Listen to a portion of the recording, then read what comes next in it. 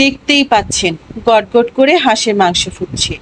তো আজকে কোথায় গিয়েছিলাম, কি শপিং করেছিলাম, বাসায় কি রান্না বান্না করলাম বৃষ্টির দিনে, সবকিছুই আপনাদের সাথে শেয়ার করব।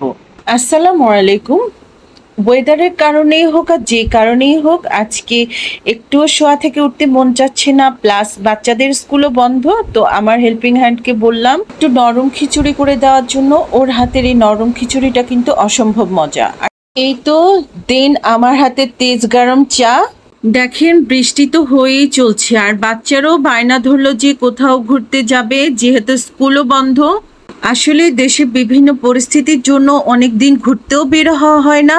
তো চিন্তা করলাম ভালো মন্দ কিছু রান্না করি, বাচ্চাদের মন ভালো হয়ে যাবে। বাচ্চাদের মন ভালো করার জন্য মহা ঔষধ আমার হাতের মোরগ পোলাও।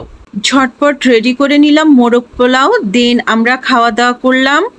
এরই মধ্যে